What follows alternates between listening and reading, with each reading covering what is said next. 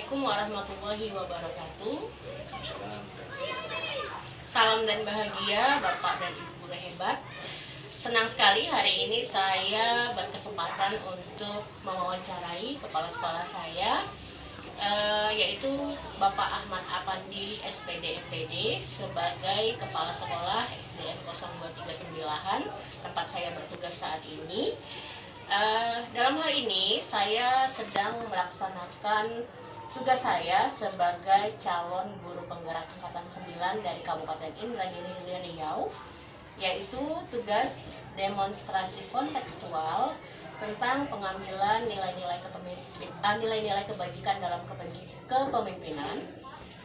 Dan tentu saja sangat bahagia dan bersyukur saya bisa mewawancarai beliau sebagai salah satu kepala sekolah yang sangat berpotensi di bawah kepemimpinan beliau ini, sehingga sekolah kami bisa menjadi salah satu sekolah berprestasi di India. Mana Bapak sebagai kepala sekolah dapat mengidentifikasi kasus-kasus yang merupakan dilema etika dan rujukan moral.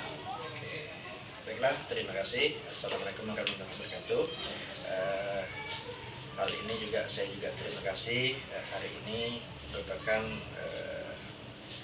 jadwal yang diberikan Ibu Apriani untuk wawancara kepada saya terkait kegiatan CGP Angkatan 9 ya. Yang tugasnya hari ini mewawancarai kepala sekolah. Baiklah, untuk mengatasi beberapa hal yang selalu terjadi baik itu di sekolah maupun di lingkungan sekolah, baik terhadap pendidik, PTK maupun anak-anak, memang dalam hal-hal yang riskan seperti bujukan moral, bujukan etika, hal ini memang sangat berat. Tentunya kita sebagai pimpinan ada kebijakan-kebijakan yang harus bisa kita ambil, terutama melihat situasi dan kondisi keadaan, kemudian melihat hal apa yang terjadi, kita identifikasi dulu, kemudian saya selalu mengkomunikasikan kepada guru-guru yang senior yang bisa saya anggap bisa dijadikan tempat kita berbagi pendapat. Kemudian dalam hal ini tentunya kalau halnya ini sangat rumit, bisa kita diskusikan atau saya panggil dulu orang yang bersangkutan yang misalnya ada bermasalah. Kemudian terkait bujukan moral yang diberikan, tentunya tidak semudah yang kita bahas, tentunya tidak semudah yang kita bayangkan. Bisa kita ambil solusi-solusi terbaik, terutama terkait hal-hal yang kepentingannya lebih kepada sekolah. Untuk seperti itu mungkin lebih cenderungnya kepada sekolah kita mengambil sebuah keputusan, tetapi ada hal-hal yang juga kita ingatkan kepada hal-hal yang seperti ini supaya tidak Selama ini bagaimana Bapak menjalankan pengambilan keputusan di sekolah, terutama untuk kasus-kasus di mana ada dua kepentingan yang sama-sama benar atau sama-sama mengandung nilai kebajikan? Oke. Dalam hal ini tentu saya melihat juga situasi dan kondisi. Nah, tadi kalau kita berdasarkan acuan pertanyaan, ini hal yang sama-sama rumit untuk diambil sebuah keputusan. Biasanya saya tetap mengadakan sebuah pertemuan dulu, mengambil kesimpulan dari hasil pertemuan itu, juga meminta pendapat kepada kawan-kawan sejawat, teman-teman sejawat, bagaimana untuk hal yang ini kita harusnya seperti apa. Tentunya tidak saya putuskan sendiri, tentunya dengan hasil musyawarah dan mufakat. Lebih baik kita memutuskan sebuah perkara yang benar-benar sama-sama penting. Jadi apa hasil keputusan terbaik, itulah yang kita jalankan. Rasanya seperti itu. Ya, baik Pak. Nah, lanjut ke pertanyaan ketiga. Langkah-langkah atau prosedur seperti apa yang biasanya Bapak lakukan selama ini? Langkah-langkah prosedur yang saya lakukan, pertama saya melihat kondisional juga, bagaimana keadaan ketika sesuatu hal terjadi, misalnya itu terjadi di sekolah atau di lingkungan sekolah. Saya tidak langsung mengambil sebuah keputusan, tetapi saya lihat kondisionalnya. Jika perlu yang bermasalah saya panggil juga untuk didudukkan perkara masalahnya seperti apa. Kemudian saya menimbang juga setelah setelah saya simpulkan, saya refleksi kembali hasil dari pertemuan itu, manakah yang terbaik yang bisa kita ambil menjadikan sebuah keputusan. Biasanya seperti itu. Jadi tidak langsung membuat sebuah keputusan di tempat. Jika perlu, saya juga tadi saya sampaikan di awal, saya bertanya kepada yang guru senior yang bisa saya jadikan patokan untuk diambil pendapat. Ketika itu mungkin keputusannya lebih akurat dan bisa dipertanggungjawabkan. Segitu aja nih. Kalau panjang itu nanti sisanya kan? Iya. Ini kan Ibu ya. Tutup ya, Dok.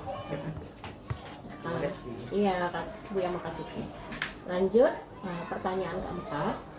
Hal-hal apa saja yang selama ini Bapak anggap efektif dalam pengambilan keputusan pada kasus-kasus dilema etika? Oke. Dalam sebuah kasus dilema etika, saya selalu mengharapkan kerjasama yang baik, kolaborasi antara tenaga pendidik, baik itu lingkungan sekitar, baik itu guru, baik itu siswa.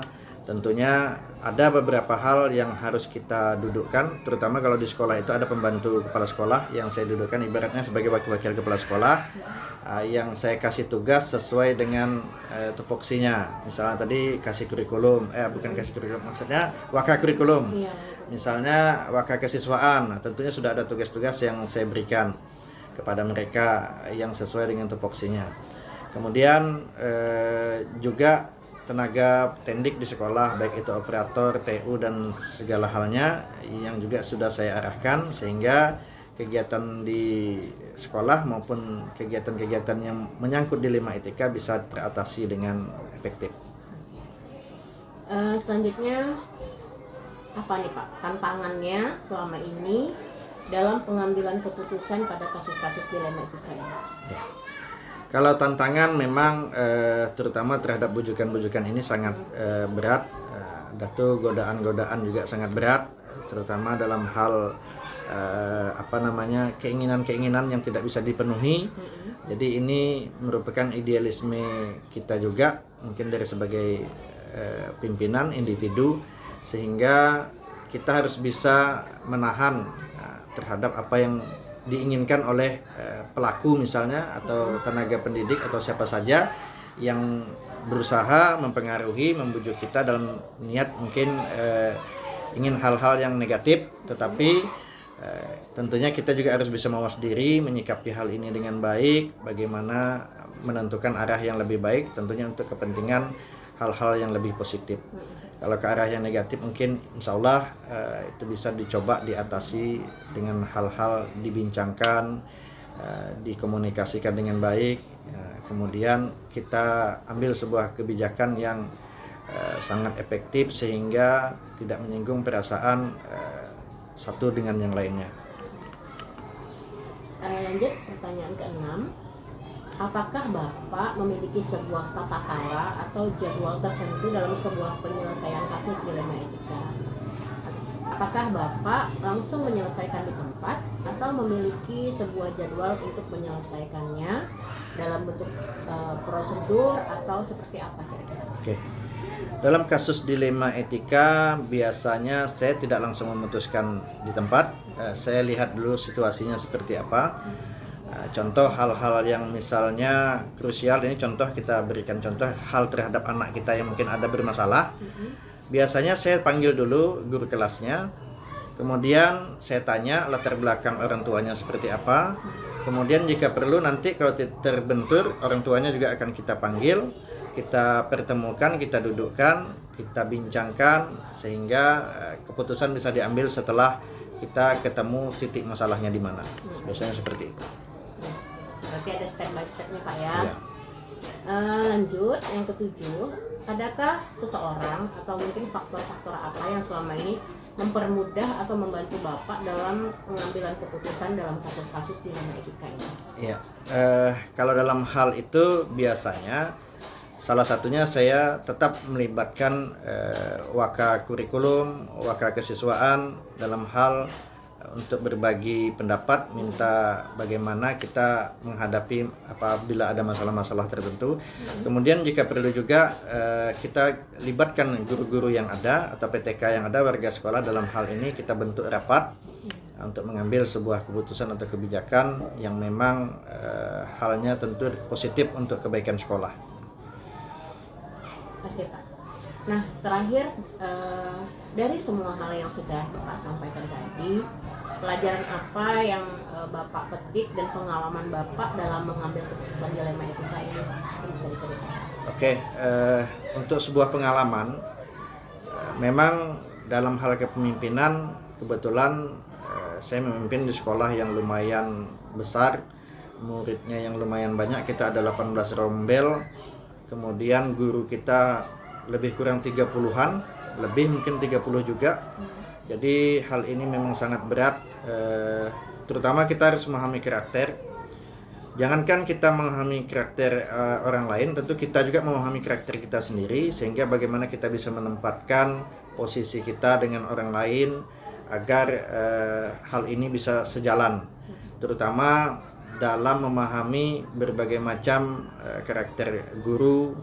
Nah, jadi untuk hal-hal yang luar biasa memang kita tempuh dalam hal ini, tentunya ada hal yang bisa kita kita ambil hikmahnya, kita memahami orang lain juga memahami diri kita, sehingga kebijakan-kebijakan itu bisa dijalankan dengan baik, tidak langsung berbuat hal-hal yang mungkin kurang efektif di lapangan, juga menjaga sebuah perasaan dari PTK itu sendiri, kemudian melihat situasinya seperti apa.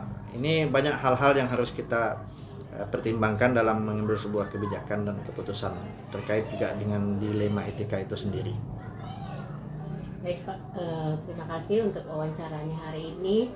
Kalau saya simpulkan sih dari apa yang kita bicarakan hari ini, Bapak banyak melibatkan pihak-pihak warga sekolah untuk mengambil sebuah keputusan, dan tentunya tidak terburu-buru Pak ya. Iya. Ada step by stepnya.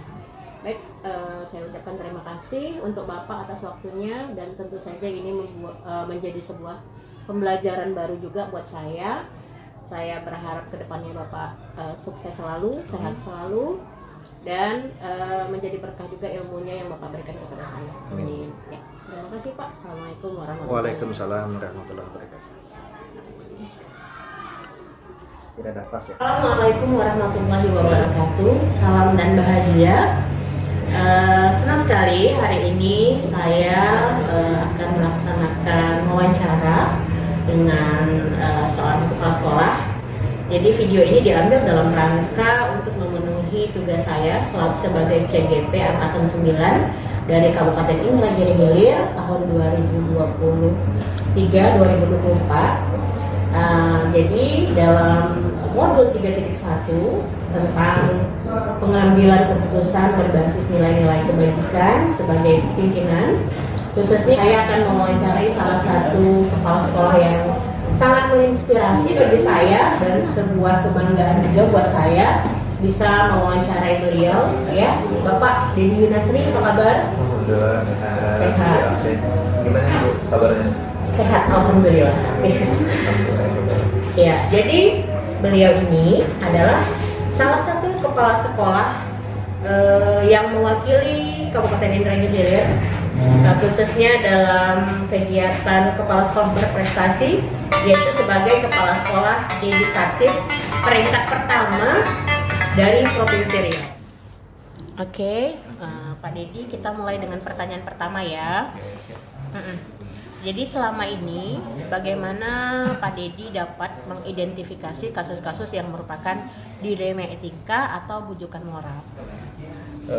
Cara saya mengidentifikasi kasus yang terkait dilema etika atau bujukan moral itu ini sih, dengan cara, kalau untuk yang bujukan moral kan kita tahu kan bahwa bujukan moral itu adalah benar versus salah. Nah, jika ada sebuah kasus yang pengambilan keputusannya yang pertama benar, kemudian salah. Nah, kalau salah di sini salah, cuman dia bermanfaat bagi si penerima keputusan tersebut. Misalnya, ya, tapi harus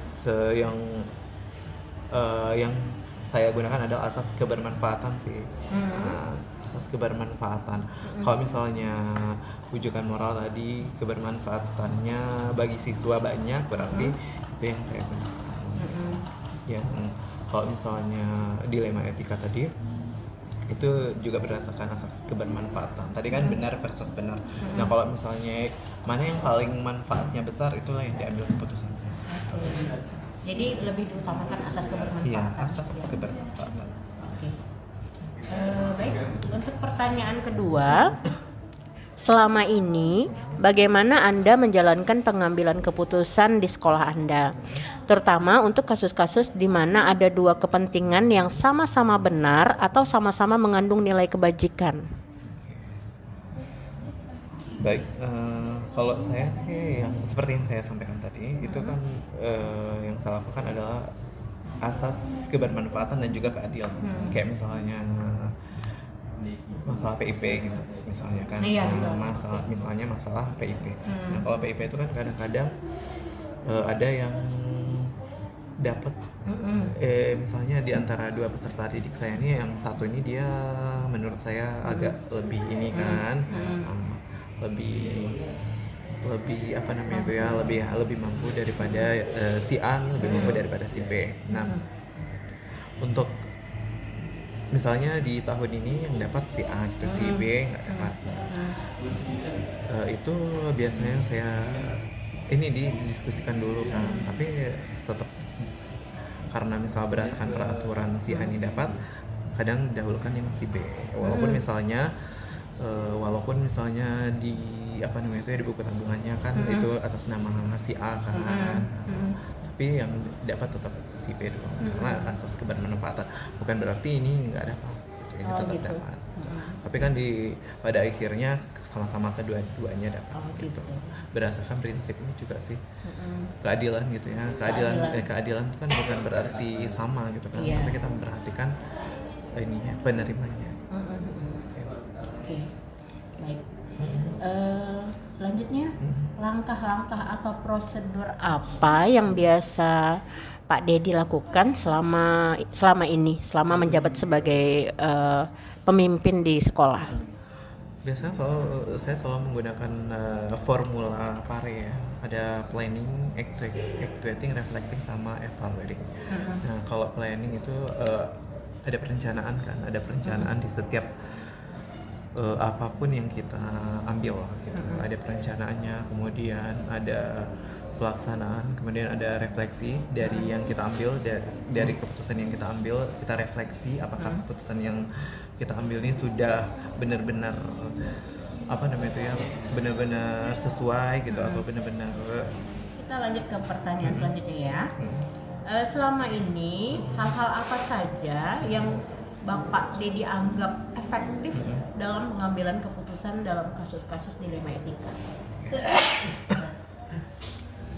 Menurut saya yang paling ini ya, tetap harus dari, kadang-kadang sesuatu yang efektif itu kan diperoleh dengan cara yang benar-benar apa namanya itu, yang menguras energi gitu, menguras energi, menguras pikiran, sama butuh tenaga yang ekstra untuk mengambil keputusan tersebut.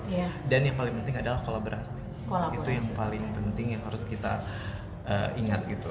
Dan kita tahu juga bahwa salah satu nilai yang perlu dikembangkan oleh seorang guru penggerak adalah kolaboratif. Nah, kita menjalin kerjasama antara sekolah, misalnya sekolah bersama peserta didik, kemudian orang tua siswa, kemudian guru-guru, dan ada komite sekolah juga. Nah, lalu kita sampai pada sebuah keputusan yang keputusan tersebut tuh dapat diterima oleh semua pihak. Berarti harus melibatkan warga sekolah. Iya. Selanjutnya, hal-hal apa saja yang selama ini merupakan tantangan dalam pengambilan keputusan pada kasus-kasus dilema etika? Sebenarnya yang menjadi tantangan dalam pengambilan keputusan berkaitan dengan dilema etika itu adalah ini sih, sama diri sendiri. Kadang-kadang sama diri sendiri itu takut apa namanya itu, benar nggak yang sudah diambil gitu. Keputusan yang udah diambil ini benar-benar ini nggak ya, benar-benar apa namanya itu ya, yang dikenai keputusan tuh apakah sudah merasa ini belum gitu, Benar atau merasa salah ya gitu ya. merasa adil belum dengan keputusan yang diambil gitu. Itu sih menjadi apa namanya itu yang menjadi tantangan gitu. Terus ada juga sih tantangan dari luar gitu kan. Dari luar ada beberapa yang seperti kurang menerima gitu. Iya. Tapi cuman beberapa gitu kan. Kadang tapi kita tetap harus menjadikan itu sebuah evaluasi juga walaupun hanya beberapa. Kita Iya. kan menginginkan misalnya mengambil keputusan tuh kayak margin of errorsnya tuh kan sedikit gitu. Iya. Jadi kalau bisa saya simpulkan begini ya Pak Dedi ya. Ketika kita ngambil keputusan itu mungkin tidak ada sih keputusan yang itu yang benar-benar 100% Yes. benar. Pasti ada Iya. beberapa Ini ada- hal-hal kepentingan lain yang Iya. terabaikan di situ. Pasti Tapi ada nggak yang- ada juga yang salah Iya, sepenuhnya. betul. Karena ada yang- alasan. Ya, tidak ada yang keputusan yang ideal ya. Iya, betul. Ideal yang kita ambil, tapi pasti ada yang ini juga. Yang terbaik. Iya, yang terbaik. Oke. Selanjutnya, apakah Anda sebagai kepala sekolah memiliki sebuah tata kala atau jadwal tertentu dalam sebuah penyelesaian kasus dilema etika? Dan apakah Anda langsung menyelesaikan di tempat atau mungkin memiliki sebuah jadwal untuk menyelesaikannya? Bentuk atau prosedur seperti apa nih yang Bapak terapkan selama ini? Oke. Nah,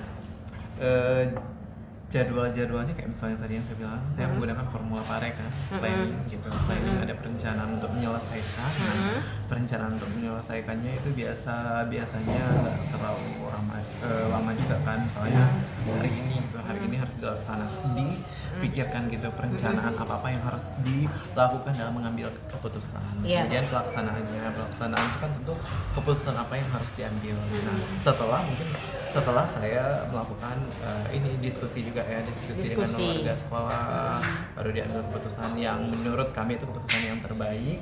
Nah, baru setelah mengambil keputusan diatur jadwal refleksi. Jadwal refleksi itu biasanya kami lakukan setiap 1 minggu sekali.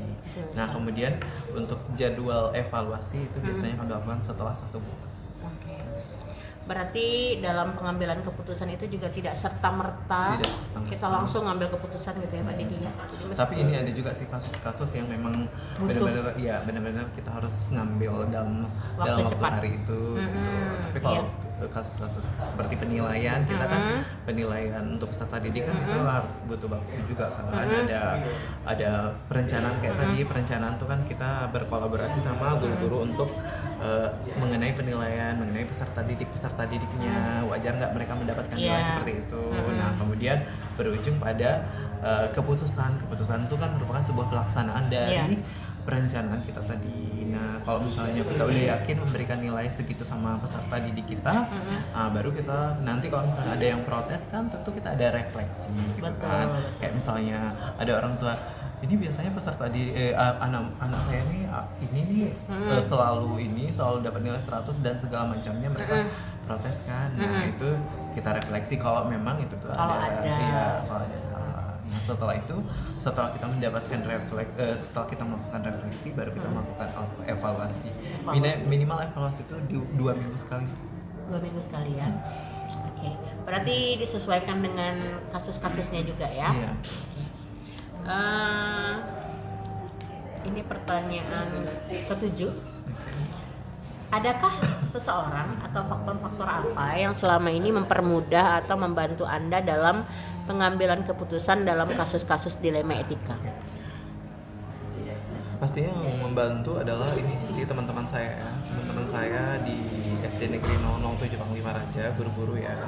Mulai dari senior ya. Kalau saya kan di sana ada seniornya namanya Pak Muhammad Mursid, itu selalu membantu saya dalam mengambil keputusan. Kemudian ini warga-warga masyarakat juga, warga masyarakat yang saya kenal seperti tokoh masyarakat gitu kan dalam mengambil keputusan untuk SD Negeri 007 Panglima Raja. Dan kemudian kalau ada ini sih pihak dinas pendidikan juga membantu, Iya, karena kita selalu ini koordinasi sama dinas pendidikan, Iya. apalagi terkait dengan ini yang berhubungan dengan dana BOS itu Iya. selalu kita koordinasi sama dinas pendidikan, seperti sama Pak Ferry Betul. dan Bu Meli dan lain-lainnya sih. Iya. Berarti kolaborasi dan koordinasi Yes. tetap ya. Ya, kolaborasi ini. Tetap diperlukan. Oke, pertanyaan terakhir Pak Dedi. Dari semua hal yang telah disampaikan, pembelajaran apa yang dapat Pak Dedi petik dari pengalaman Pak Dedi selama ini dalam mengambil keputusan dilema etika? Yang pembelajaran yang saya ambil adalah ada dua sih sebenarnya, yaitu kolaboratif sama reflektif. Nah, itu yang paling yang paling berkesan bagi saya adalah kolaboratif sama reflektif. Selama ini kan saya termasuk orang yang ini juga ya, maksudnya tuh soliter tuh artinya apa sendiri gitu kan, suka sendiri biasanya, Mandiri. mengambil keputusan sendiri kadang-kadang. Nah, namun setelah saya belajar bersama dengan guru penggerak, membersamai guru penggerak di angkatan 1, saya mulai menerapkan nilai guru penggerak kolaboratif sama reflektif ini. Nah, jadi memang kadang-kadang yang tidak terfikirkan sama kita terfikirkan sama orang lain, walaupun sesempurna apapun kita, sebagus apapun ilmu kita, sebagus apapun pengetahuan yang kita miliki, pasti ada yang tidak terfikirkan sama kita dalam mengambil keputusan, sehingga yang tidak terfikirkan itu kadang-kadang terfikirkan oleh rekan-rekan sejawat kita, dan bahkan kadang-kadang anak murid kita terfikirkan yang tidak terfikirkan sama kita. Nah, itu sih nilai kolaboratif. Kemudian yang kedua adalah reflektif. Nah, reflektif ini adalah kita selalu berkaca dari keputusan yang kita ambil. Apakah keputusan yang kita ambil itu sudah benar-benar terbaik untuk si penerima manfaat keputusan itu, atau hanya untuk kita. Jadi itu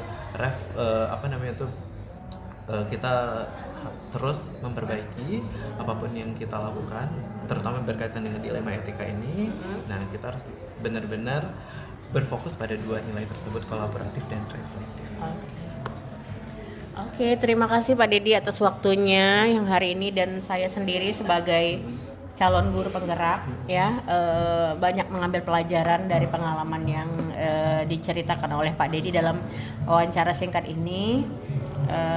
Saya berharap kedepannya Pak Dedi makin sukses, amin ya, mudah-mudahan berkah ilmunya. Sehat selalu ya Pak Dedi ya. Oke banyak mengambil pelajaran dari pengalaman yang diceritakan oleh Pak Dedi dalam wawancara singkat ini. Saya berharap kedepannya Pak Dedi makin sukses, amin ya, mudah-mudahan berkah ilmunya. Sehat selalu ya Pak Dedi ya.